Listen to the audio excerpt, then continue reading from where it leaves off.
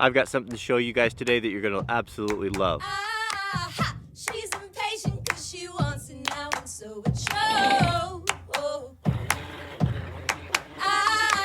She can't be bothered by the ties that bind. Behold the magnificence. Well, what is it? Well, the excellent folks at Granberg, you know, they're the ones that make my Alaskan chainsaw mill that I am a big fan of, have came up, man, I struggle with that one, have come up with with an awesome guide system. I have really struggled with this in the past, of getting that first initial cut, which is so critical in chainsaw milling, because if the first cut isn't done properly, you know, all the other pieces of timber the rest of the way down, they all suffer and they follow that crooked line. So this is a very welcome addition to my chainsaw milling tool. So I'll bring you inside and kind of show you how it works and why I'm such a huge fan. I don't think I've ever shared this with you guys, but the first time I saw a chainsaw mill, I was in Yosemite Park in California, and a gigantic ponderosa pine had fallen down. It was a windfall, and the park rangers were using a couple of chainsaw mills, a couple of Granbergs, to mill these just beautiful timbers, and they were long. They were like 60 feet long. They were like 24 by 36. So they were just absolute massive timbers, and they were doing it out in the field right where the log lay. And what was so they weren't working when I was there. They had quit for the day, but I just walked around the site and looked at that, and I thought, man, I didn't know that was possible, that you could mill your own timbers with a chainsaw and make those beautiful works of art. So one thing that I really like about this is that it gives you the ability to mill any length you want. Problems that I've run into in the past using ladders, you know, maybe extension ladders, is I was really limited by the length of the ladder, and it wasn't very adjustable. What I like about this system is that you can add to that, and you can simply just continue to bolt them together, and you can cut as long as you want. If you wanted to cut 100-foot timber, you could easily do that with this system. The other thing that I like about it is it's so easy to level. You can have it, you can slap it on top of the log, no matter how thorny it is, or how uneven it is, or how many limbs or knobs that it's got, and easily level and get that initial nice first cut. So I'll show you how this leveling system works with this ingenious dog system, and then we'll do a little cutting and see how it works. So this particular log it's actually pretty thorny, and this would have posed a lot of problems for me in the past trying to get a nice level surface. I would have had to take my chainsaw and cut off the knobs, and it was just a bunch of extra work. Now those days are gone. I can put my level here on these cross braces, and just by adjusting these set screws here, I can change or just fill in or just run those down there until they come in contact with the bark, and I can perfectly just dial in right there with my level there, looking at it, dial in exactly what I want to be. Once I have that set in, I can just take my hatchet, I can set that dog there. Now that's not going to slide with the vibration of the saw. That was another thing, that the chainsaw mill would cause so much vibration that the ladders would fall off. It was just not very great, not a great process. This is ideal. So now here's the cool bit. So I've got this first section on there. The main section's a little over 8 feet long, so I can easily cut an 8-foot piece of material there. I think I need to back these out here. So I've got an extra section here, which is another 5 foot, so I can cut more. I think I can do like a 12-footer here. So these simply lock together.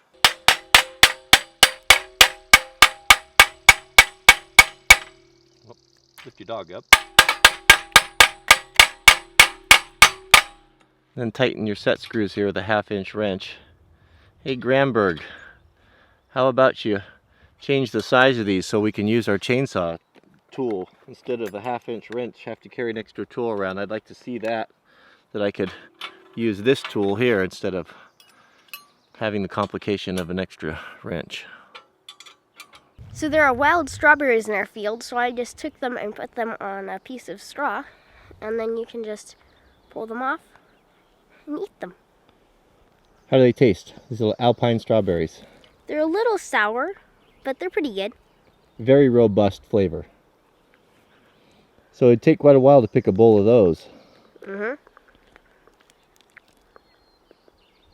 So it's not a big deal. On my faller's belt I keep this fabulous little clipper, little leather clipper, and drill a hole in my chainsaw tool, put a piece of cordage on there. Here's a quiz for you. What type of knot is that? Anyone who can say in the comments what type of knot that is super smart. Tie a knot in it, and then you always have it with you. You don't lose it. I've lost so many of these, and I've never, well, I still have this one. Haven't lost it yet, have I? But it does work well. Also, I can put my wrench on there, so something like that works pretty good when you're milling. I like the ability to have this type of precision when lining everything up. I can just turn this and just watch that bubble just go right into exactly where I want it. No shimming, no messing around. It's very quick, very easy to do. So there's the setup. With those two pieces, we can cut a timber that's what, like, comes out to like just under 14 feet, like 13 feet 8. And by adding another one, we could cut it indefinitely, or just go as long as we wanted to. But look how nice and level and straight that is. A good solid base. When you grab it, there's no wiggle in it. It's rock solid because of the dogging system. And you can see, here's what I like about those adjustable feet. You can see right here we've got this one that's coming down there. It's coming quite a bit long ways to hit that low point, and then we've got other ones, you know, that are short and long. So it just compensates for all of that, because if you look at the top of this log here as I pan it, you'll see that it's not flat, and it has to be flat for that first cut. So this is a super system. So I want to share with you my tool roll that I use chainsaw milling. I wish I have a subscriber who builds these really nice little bags and wallets and different things out of recycled fire hose. It's called Recycle Firefighter, and he sent this tool roll to me years ago, and sadly I don't believe he makes them anymore, because it is, I wished he did. Maybe we can put pressure on him to put these in his catalog again and start making them again, because I'd like to have a couple more. They're so great for something like this with the chainsaw milling and tools, or even if just having an automotive kit for your wrenches and screwdrivers. I mean, it's nothing better.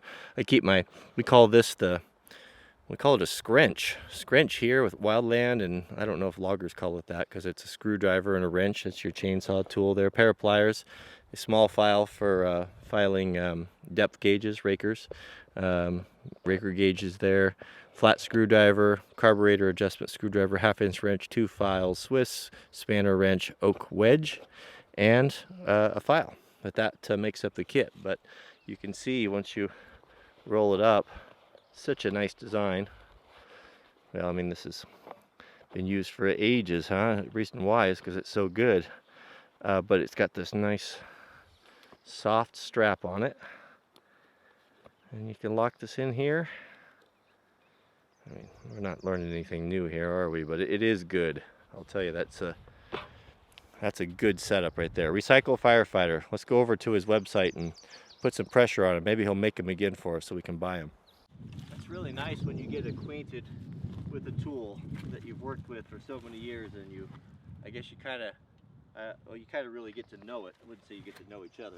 I'm talking about inanimate object here, but this saw is cold. Haven't started it for several months. I could probably tell you how many pulls it'll take to start it. It's so regular. Let's say it's going to be 5 until it kicks or pops. We'll see here.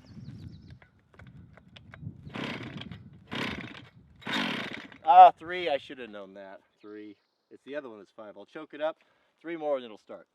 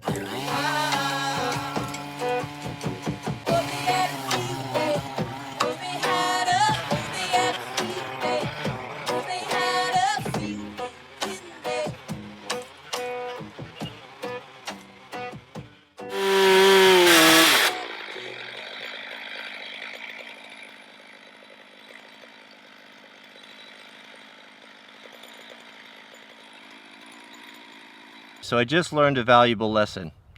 Make sure that your saw depth is deeper than your dog's. Maybe you saw there, I think I got that on video.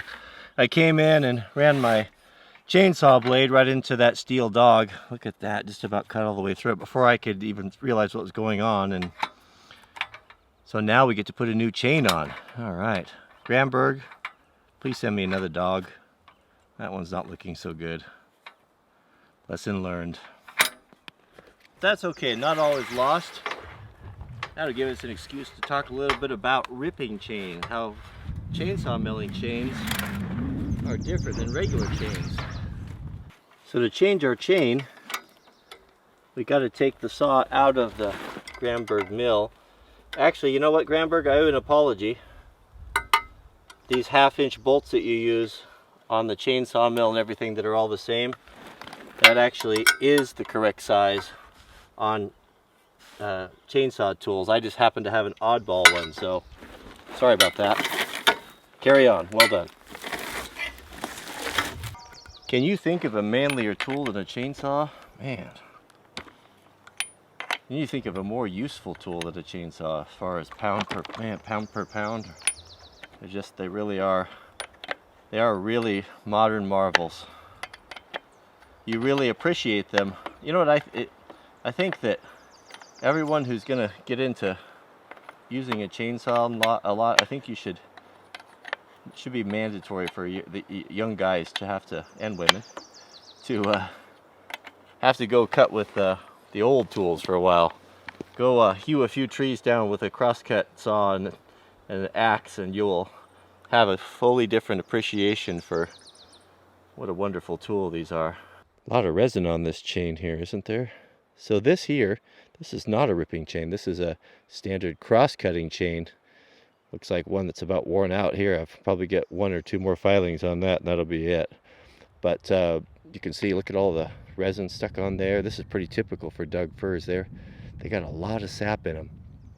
But fortunately here, I can show you, I got 2 brand new ripping chains. Now ripping chain, this is going to be a bit of a review for many of you guys, but a ripping chain is a whole different breed of cat here.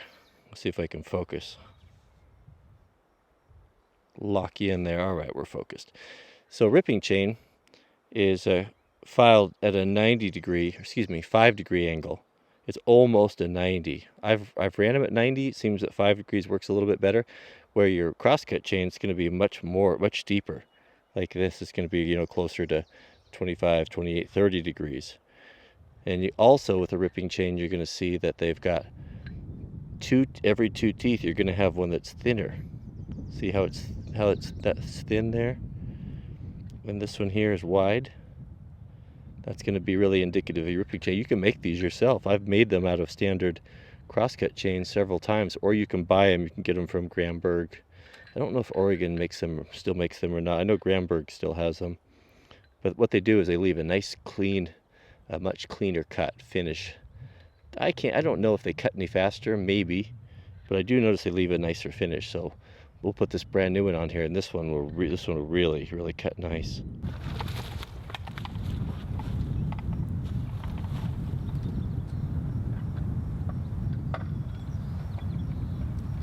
Don't forget to flip that bar. Each time you change that chain, flip that bar so it'll wear evenly. They'll last twice as long. And critical, take a pine needle or something right here at your oiler. Right there, keep those clean. When you flip your bar, can you see that there? When you flip your bar, right there, so this is the side that wasn't being used, they'll always be gummed up with saw chips and oil. Get that cleaned out, or you'll burn your bars up. At these light bars at $150, $200 a piece, you just don't want to do it. It's not necessary.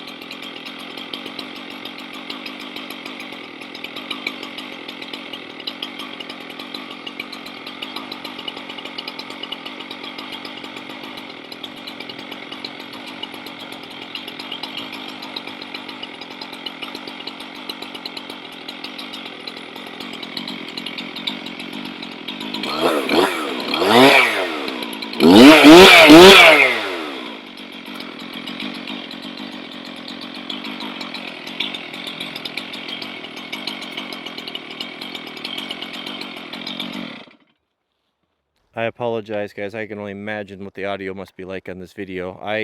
My lav mic is broken, and I ordered a new one. It won't be here for another day or two, so we're making do with stone knives and bear skins here.